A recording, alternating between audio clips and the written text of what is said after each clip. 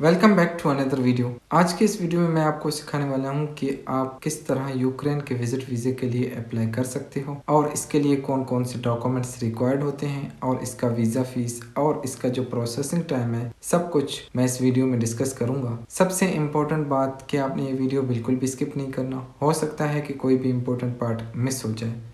और ना ही आपने किसी भी एजेंट को हायर करना है और ना आपने किसी को भी कोई एक पैसा देना है। आप खुद यूक्रेन के विजिट वीज़े के लिए अप्लाई कर सकते हो। चलते हैं लैपटॉप स्क्रीन पर और मैं आपको स्टेप बाय स्टेप ये प्रोसीजर करके दिखाता हूँ कि आप किस तरह यूक्रेन के विजिट वीज़े के लिए अप्लाई कर सकते हो। आपने गूगल पर आना है, यहाँ टाइप करना है visa.mfa.gov.ua। आपने इंटर करना है। ये आप देख सकते हैं, ये है वीज़ा। आपने इसी वेबसाइट पर आना है। ये ऑफिशियल वेबसाइट है, आपने इस वेबसाइट पर आ जाना है। ये यूक्रेन की ऑफिशियल वेबसाइट है। आप जैसे इस वेबसाइट पर आ गए, फिर उसके बाद आपने यहाँ से अपनी कंट्री चूज करना है। आप किसी भी कंट्री से हो, पाकिस्तान से हो, पाकिस्तान चूज करना है। इंडिया से हो तो आपने इंडिया चूज करना है। अगर आप नेपाल से हो या बांग्लादेश से हो, आपने वही चूज करना है। जैसे कि मैं पाकिस्तान से हूं तो मैंने पाकिस्तान चूज किया। पर्पस आपने यहां से प्राइवेट विजिट आपने ये चूज करना है। फिर उसके बाद आ जाता है कि आपने किस कंट्री में सबमिट करने हैं अपने डॉक्यूमेंट्स। आपने अपनी एम्बेसी, जैसे कि पाकिस्तान में एम्बेसी है इसकी। फिर उसके बाद आ जाता है सबमिट डॉक्यूमेंट्स। आपने यहाँ से embassy of Ukraine in the Islamic Republic of Pakistan आपने ये सिलेक्ट करना है। या तो आपने यहाँ से इस्लामाबाद भी सिलेक्ट कर सकते हो, जो भी आपको नज़दीक पड़ते हैं। एम्बेसी इस्लामाबाद, कराची, लाहौर आपने उसकी सिलेक्ट करना है। फिर उसके बाद रजिस्टर करना है। रजिस्टर पर आगे फिर उसके बाद आपका जो भी ईमेल एड्रेस है, आपने वो ईमेल, आपका जो भी सरनेम है एज पर पासपोर्ट, आपने वही लिखना है। फिर उसके बाद आपने अपना फुल नेम लिखना है।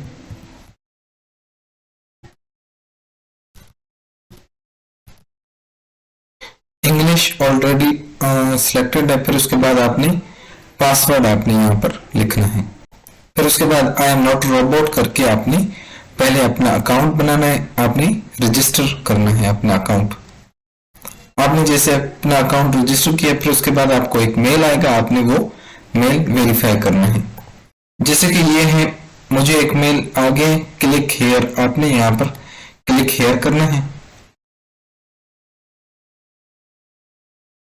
फिर उसके बाद थैंक यू फॉर एड्रेसिंग, आपने क्लिक टू लॉग इन करना है। आपका जो भी ईमेल वगैरह है, आपने फिर उसके बाद आई एम नॉट रोबोट करके आपने इसको लॉग इन करना है। आपने जैसे इसको लॉग इन किया, फिर उसके बाद आपका जो भी है सिटीजनशिप आपने वही चूज करना है। फिर उसके बाद यहाँ से आपने प्राइवेट विजिट कर देना है। फिर उसके बाद आपने दोबारा अपनी कंट्री चूज करना है। फिर उसके बाद आपने सबमिट डॉक्यूमेंट्स, एम्बेसी, जो भी एम्बेसी आपको नजदीक पड़ती है, इस्लामाबाद, कराची, लाहौर, आपने वही सिलेक्ट करना है। या तो आप एम्बेसी में सिलेक्ट कर सकते हो, या तो आप VFS ग्लोबल पर, मैं वो आपको बाद में बताता हूँ। फिर उसके बाद फिल इन द एप्लीकेशन आपने करना है। यहाँ पे आई हैव रीड करके फिल इन द एप्लीकेशन करना है। फिर उसके बाद इस तरह का पेज ओपन होगा। आपने अपना पासपोर्ट साइज फोटोज आपने अपलोड करना है, वाइट बैकग्राउंड। फिर उसके बाद जो भी है आपका सरनेम वगैरह आपने वो फिल करना है। फिर उसके बाद सरनेम एट बर्थ जो भी है आपका वो आपने फिल करना है। फिर उसके बाद आपने ऑलरेडी नेम फिल कर चुके होंगे। फिर उसके बाद आपने फोटो अपनी वाइट बैकग्राउंड वो अपलोड करना है। अपलोड करने के बाद फिर उसके बाद आपने फॉरवर्ड करना है। आपने जैसे फॉरवर्ड कर लिया, फिर उसके बाद आपका जो भी है नेशनल आईडी कार्ड, जो भी शनाख्ती कार्ड नंबर है, आपने वो लिखना है यहाँ पर। फिर फिर उसके बाद जो भी है आपका पासपोर्ट टाइप आपने वो सिलेक्ट करना है, पासपोर्ट कौन सा है आपने वो सिलेक्ट करना है। फिर उसके बाद आपने डिप्लोमेटिक पासपोर्ट है, सर्विस है, ऑफिशियल है, जो भी है वो आपने सिलेक्ट करना है। फिर उसके बाद आपने फॉरवर्ड करना है। फॉरवर्ड करने के बाद आपने अपना जो भी आपका होम एड्रेस है आपने वो होम एड्रेस देना है। फिर उसके बाद आपने अपना फोन नंबर वगैरह देना है एग्जैक्ट। फिर उसके बाद आपने फॉरवर्ड करना है। फिर उसके बाद आ जाता है ऑक्यूपेशन, कि आप क्या काम करते हो, आपने वही लिखना है। फिर उसके बाद आ जाता है कि एम्प्लॉयर, आप जिसके साथ काम करते हो, जो भी मतलब कि आपने उस एम्प्लॉयर का नेम देना है यहाँ पर, जो भी एम्प्लॉयर का नेम है। फिर उसके बाद जहां आप काम करते हो आपने वो, फिर उसके बाद आपने इसको फॉरवर्ड करना है। फॉरवर्ड करने के बाद अच्छा मैं आपको ये बात क्लियर कर दूं, ये जो टूरिज्म यूक्रेन के लिए होता है वो 90 डेज के लिए होता है, शॉर्ट टर्म स्टे वो 90 डेज के लिए होता है। फिर उसके बाद आप पे डिपेंड करता है फर्स्ट एंट्री है, डबल एंट्री है या मोर एंट्री है, वो आपने सिलेक्ट करना है। सिलेक्ट करने के बाद प्रीवियस, क्या आपने पहले कभी लास्ट 3 साल में विजिट किया है यूक्रेन, अगर किया है तो यस आपने करना है। फिर उसकी डेट आपने देना है कि कब किया था, अदरवाइज आपने नो सिलेक्ट करना है। फिर उसके बाद आ जाता है कि एंट्री टू यूक्रेन, आपने इसको नो सिलेक्ट करना है। फिर उसके बाद आ जाता है कि एंट्री परमिट, आपने इसको भी नो सिलेक्ट करना है। फिर उसके बाद आ जाता है कि आपने यूक्रेन कब आना है, आपने वो डेट आपने यहां से सिलेक्ट करना है।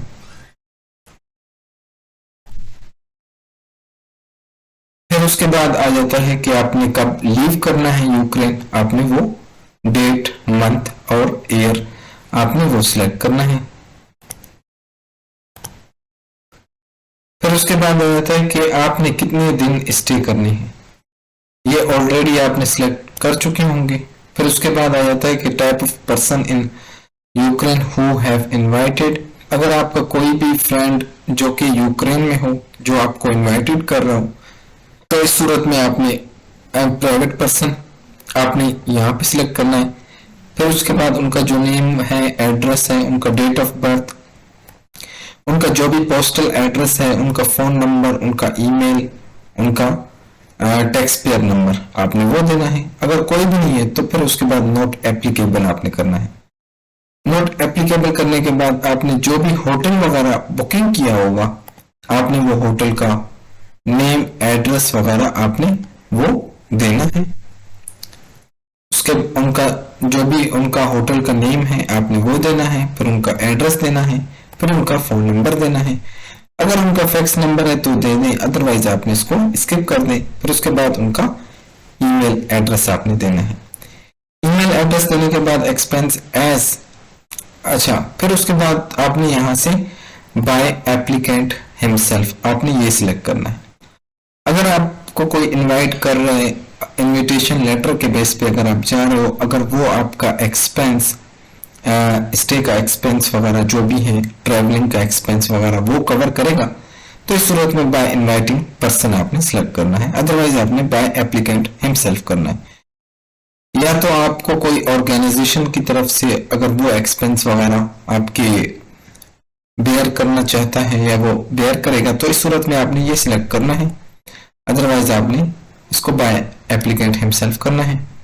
फिर उसके बाद आ जाता है कि in case of applicant in manner, अगर आपके साथ कोई बच्चा वगैरह जा रहा है तो इस सूरत में उनकी जो गार्डियन है, लीगल गार्डियन, जैसे कि मदर, फादर, अगर वो हैं तो इस सूरत में अगर है तो इसको आपने नोट एप्लीकेबल, जैसे कि ये इस पे टिक है, आपने उनका लीगल गार्डियन का नेम, सिटीजनशिप, उनका पोस्टल एड्रेस, उनका फोन नंबर, उनका फैक्स नंबर, उनका ईमेल, या सब कुछ देना है।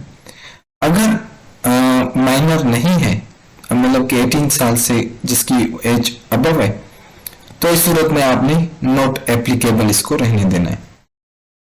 फिर उसके बाद आपने फॉरवर्ड करना है। फॉरवर्ड करने के बाद फिर उसके बाद यहाँ आ जाता है एप्लीकेशन इज सबमिटेड।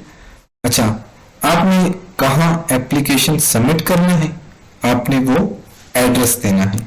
अगर आपने एम्बेसी, अगर आपने इस्लामाबाद में करना है